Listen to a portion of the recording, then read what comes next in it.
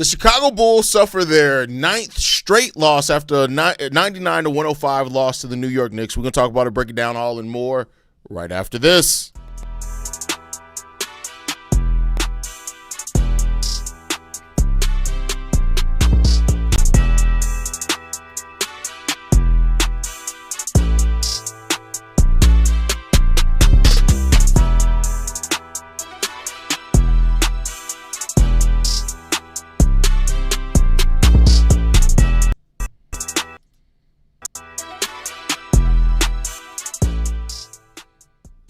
What's going on, Bulls fans? Welcome to another episode of Chicago Bulls Central, your number one spot for everything Chicago Bulls related. I'm the host, Sarah Hayes, but more importantly, you guys can follow the channel at Bulls Central Pod on every social media platform we happen to be on. With that said, if people still questioning if the Bulls are tanking, is that something that's still happening in the year of our Lord 2026? Is that something that's still happening? Because there are so many people that every day I get on here, I do my video, and then the people in the comments, we're not tanking, we're going to get back to being in the play-in. Did y'all see this game? Like, first of all, some love to the Chicago Bulls for having a nice lead throughout a nice chunk of this game and just in the first half completely fighting and matching with the New York Knicks. This was when you look at the first half of basketball that the Chicago Bulls played tonight, it was a really solid first half of basketball, one that you can't really take too many things away from the Chicago Bulls in. They matched them on offense. They matched the intensity. They did what they needed to do. But then the third quarter came along, and the Chicago Bulls in the second half, I feel like AK was in the locker room doing the opposite of one of those motivational talks that you get in halftime of movies. AK was like, y'all out there trying to win? What the fuck's wrong with y'all? We need draft picks. You niggas want to win. First of all, if AK said you niggas, there's a whole different connotation to that part. But, hey, the tank is on, y'all. Just say what you will about this team. Like the brand of basketball is not what they're focused on. They don't care about the brand of basketball they're trying to play. Don't let them tell you that development is a thing that they're looking at over the last stretch of this season, because they're not. Buzelis led us today with 15 points, going 4-12 from the field. 15 points led us in scoring today in a game that we only lost by 6 and we were pretty damn competitive at. Rob Dillingham actually got 24 minutes today. That missed dunk was crazy. He was 3 of 7 from the field, 4 rebounds, 4 assists, 2 steals. I'll say this, it wasn't a terrible game from Rob Dillingham today, but it wasn't a great game either. You know, he, for the most part, matched Trey Jones, who also played 23 minutes in this game. You know, we had Anthony Simons out, Jaden Ivey out, Zach Collins out. You know, Lord and Savior Jesus Christ was not in because he's not watching this game either. For us, nobody's watching Chicago Bulls games play right now. Like, it's just not. If you wanted to commit a karmatic crime, you know, do that while the Bulls are playing basketball, because nobody is caring about life when the Chicago Bulls are playing basketball. Like, just do it at a Bulls game.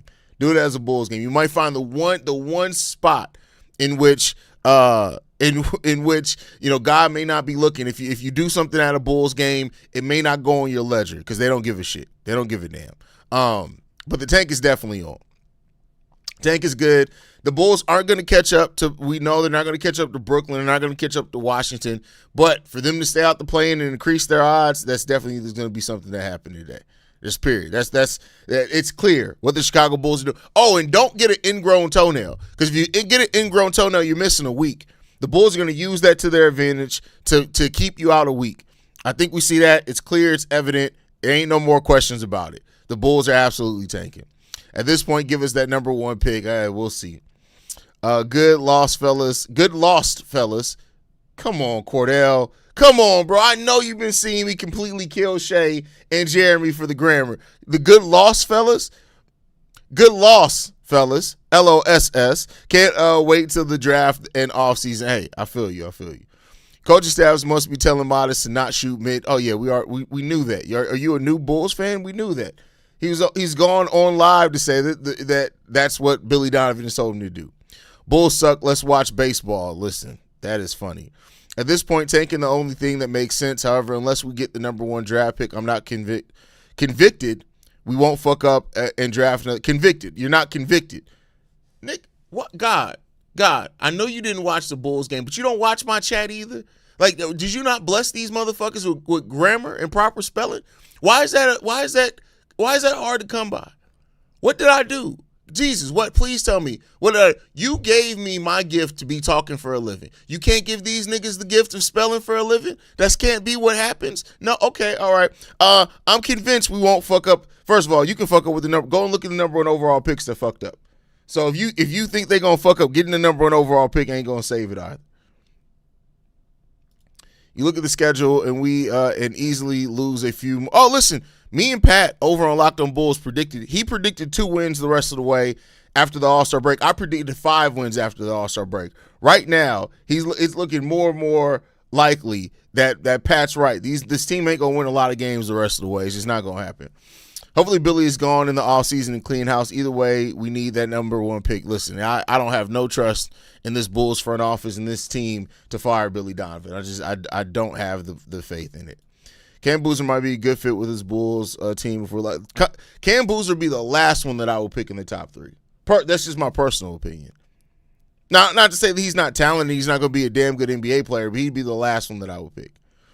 Donovan said these players who were previously injured are on 25-minute restriction that he admitted he exceeded at times. He clearly limited with injuries, and what can he do with available players? Run an actual system to try to win basketball games? I don't know what to tell you. If you look at this team and you think that the minutes restriction is the only thing that's holding this team back, you don't see where this team is coaching if they were trying to win basketball games, where that's going wrong at. I don't know what to tell you, my boy. I don't know what to tell you. We let the Knicks fans take over in the UC with Let's Go Knicks chants. That's how bad it is, bro. Knicks fans taking over the UC is sacrilege, bro. That's sacrilege. That's crazy. That's crazy. Look, and then Jerry tried to roast y'all. No grammar in this motherfucker. Come on, bro.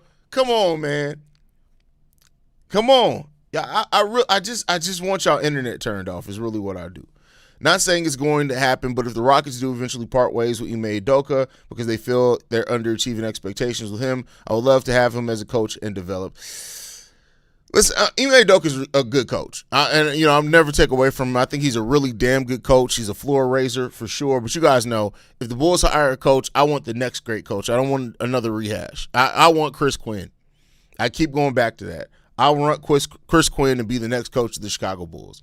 Mark my words, Chris Quinn is going to be a really good coach in this league, and I would love for Chris Quinn to be the next Chicago Bulls coach. This is Pat Williams' team now. They definitely ain't Patrick Williams' team. He was what? I think 6th on the team in shooting, in shots. Yeah, no, Patrick Williams, 10 points, 8 assists with 1 turnover is crazy to see for Pat. Salute to him. It's crazy when we look at what is a regular ass stat line and we're like, oh my God, that's crazy. That shows a lot about where Patrick Williams is as a player. Because listen, that stat line is cool. It's not a bad stat line, clearly. Like nobody can say it's a bad stat line.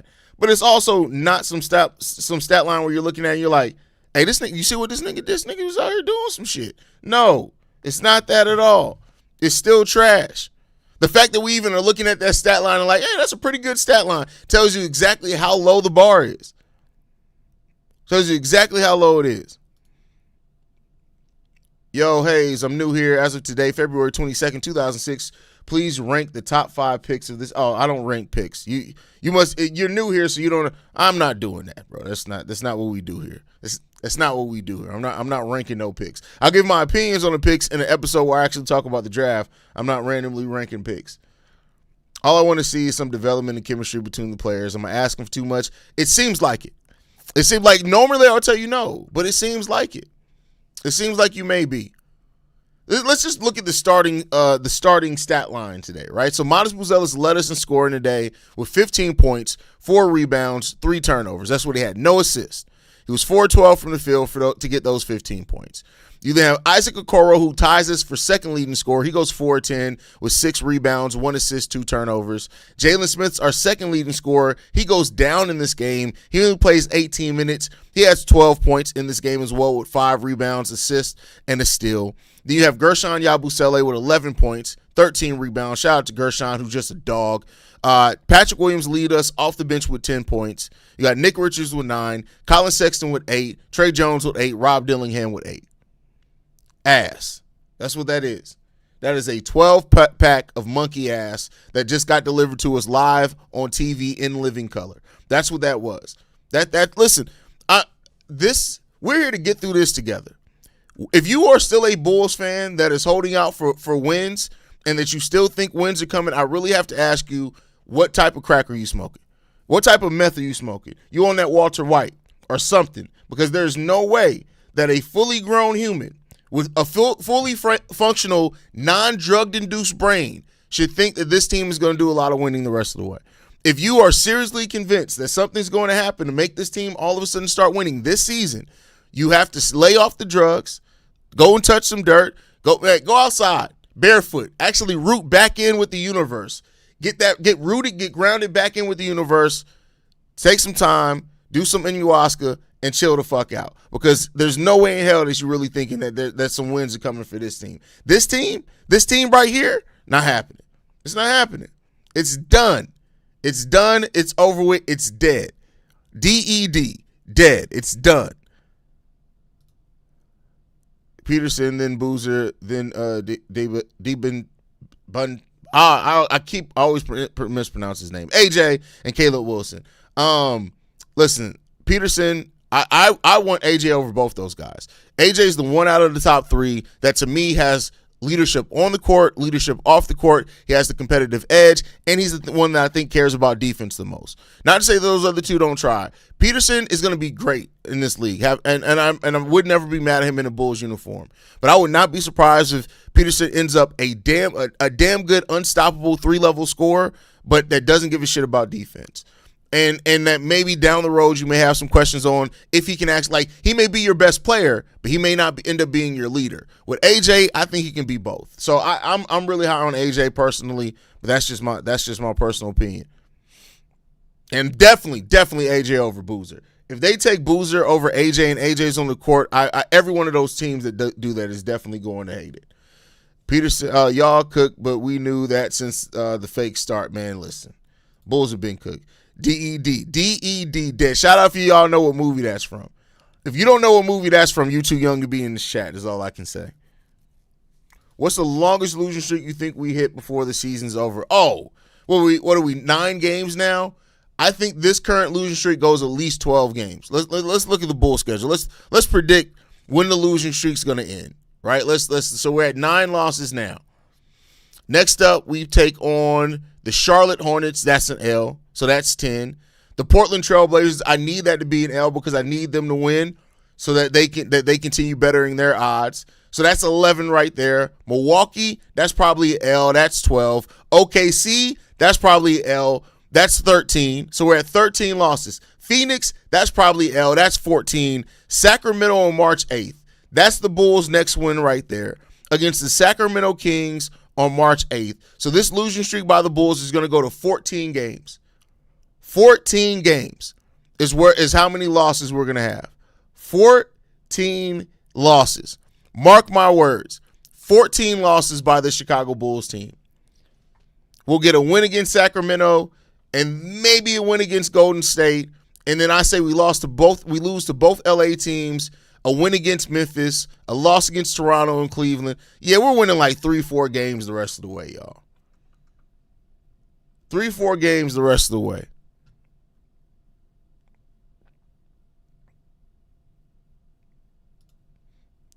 No way. We take Boozer over David Sandin. No chance. Then again, AK is making the pick. Exactly. You take Boozer over AJ, it's crazy. We are literally the AA version when it comes to the Bulls fans. That is hilarious. Shit, at this point, Arturis probably won't draft any of these guys and probably got someone else. Oh, listen, he very well could. I think the Bulls beat Charlotte just the Bulls style. I don't think so. I don't think they beat Charlotte. Charlotte Hornets are a better team than the Chicago Bulls right now. If Con Knippel's healthy, him alone is probably going to kill the Chicago Bulls. I'm just going to be 100% honest with you there. Charlotte Hornets are what? So they've lost 3 games out of their last 12. So yeah, no, Charlotte Hornets definitely kicking the Chicago Bulls ass. If this was the old Hornets versus old Bulls, I'd probably pick the Bulls. But the Charlotte Hornets actually finally look like a competent team that gives a damn, which is crazy. It's crazy. Nah, man, Bulls are beating the Hornets Tuesday. You can never guarantee anything with the Bulls. Anytime you guarantee anything with the Bulls, it goes left. Sacramento versus Chicago, battle of the tankers, battle of the asses. This is ass off. That's what you might as well call it. It's an ass off because it's gonna be mighty cheeky in that bitch, mighty cheeky in that bitch, bro.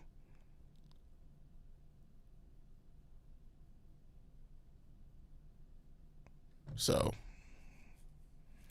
DED, Robin Hood Man in Tights reference. That is another movie that did it. That's not the movie I was thinking about, but I forgot that they did it in Robin Hood as well. I was going Spawn when Clown was talking to Spawn. DED, dead. I told C-Dub, Kevin, Bobby this, so I want to ask you as well. What was the last team outside of maybe OKC that won a championship with the direction of tanking the past? I can't even say OKC tanked. Like people argue with me this all the way. When you only have 2 seasons in your entire history where you won less than 40 games, that's not a tank to me. And they didn't win via tanking. Keep in mind, Shea didn't come from tanking. Didn't. Now, there were times where they prioritized draft position for sure when they were playing Poku, but they had legitimate injuries too. I don't even think you can say OKC personally, because most of their draft assets and some of their best draft picks didn't come from their own draft picks. Didn't come from their own place in the draft. The only fan base I feel sorry for is, oh man, Kings fans listen, say what you will about the Bulls front office, and all of it is legit. Whatever you say they did that shit. But even more than that, the Kings actually, 2 years ago, the Kings were looked at as the up and coming team in the West. People were looking at the Kings like they were going to be the next team coming up out of the West, the light the beam, all that. We're only 2 years from the light the beam team. In 2 years, you have completely had to tear down your whole entire franchise, from GM to coach to roster. Like hey, listen, I feel sorry for them, man, because they felt like they had something, and it just goes to show you how much shit can how quickly shit can change in the NBA. The Kings are a perfect example of that. Orange Soda says, "Sup, Hayes, how's it, fan? We good over here, bro. What's good with you?" I remember when AK said we were trying to make the playoffs, and look now. Hey, listen.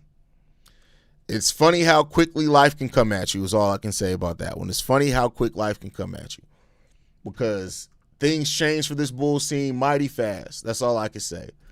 We went from a team that we were like, hey, just wait till we get healthy. Maybe something changes when we get healthy, to a team like, hey, wait till the season's over with. Let's just get this shit done. We got, 24 games now left, I think, this year? 24 games left? Yeah, so we got 24 games left this season. And, man, I tell you what, it's going to be a rough 24 games. Rough 24 games. That was Kings fans' best season in 20 years, believe it or not. Listen. I feel sorry. Like I said, I really do feel sorry for Kings fans. And I don't say that like, haha, I like to laugh at y'all because look at where we are. But it does really suck. It sucks to be a fan base and see your team completely come crumbling down the way that it has. Everyone has Philly on. Another one, God. Another one. Like, Shay ain't even in the chat today. There's been no Jeremy. Why are we still getting the grammar the way? Well, God, what happened? Why? Why do you send me your dyslexic people? Everyone has Philly mocked to the oh no, see, that's me. I was tripping. You actually were talking about Philly. I should have read the rest of the comment. My bad, dog. Philly mocked to the Bulls 9-12. Can you see AK draft another guard? Yeah, because we need a guard that next to Josh Giddey now. So yeah, I can absolutely see the Bulls draft another guard. And some of the better centers in this draft are supposed to go later. So if the Bulls do get the Philly pick, that may be where, not the Philly pick, the Portland pick, that may be where they go center in this draft. So yeah, I can see it happening. I know some people are going to completely lose their shit if that's what happens for the Bulls, but I wouldn't be mad at that. If you have 2 first-round picks and you go guard early and center late, I think this is the draft to do that in. I really do think that this is the draft to do that in. So I wouldn't be mad at it. Just get the picks right. That's really what it comes down to, is get the picks right. Wouldn't be surprised if we ended up with the worst record from All-Star break. Oh, yeah, that will have the worst record from All-Star break to the end. If Bulls make play, because we also have, the third or fourth toughest schedule. If Bulls make play-in, do they still get a lottery pick? Not if they make it out the play-in. They would have to lose in the play-in. If they make it into the playoffs from the play-in, they don't have a lottery pick. We're not even making the play-in at this point. Yeah, we're not making the play-in. It's not happening. How easy are the Bulls to defend with only taking shots in the paint or threes? That's 17 feet. The defenses have to. Hey, listen, you are hitting the nail on the head here, bro. Like, I've talked about that many times, about how much easy and predictable it makes the Chicago Bulls team is when you don't have to play. When you don't have to play a team for the mid-range, I don't care who they are. It makes you more difficult. When you don't have to at all be ready for a team to even try to take shots in the mid-range. That's where you go there. So. But all right, y'all, I'm going to get ready to wrap it up. I appreciate you guys for tuning in to a little bit late of a post-game show. Appreciate you guys. Make sure you guys are following us at Bull Central Pod. You can send us any feedback, questions, comments, concerns, bullcentralpod@gmail.com. And lastly, if you want to leave a text message and our voicemail for the mailbag, the number to do so, 773-270-2799. We're the number one spot for everything Chicago Bulls related, thanks to you, lovely and beautiful people. And like I like to end every episode on, go Bulls. Love you guys. See you right if you can, y'all. Peace. This has been a presentation of the Break Media.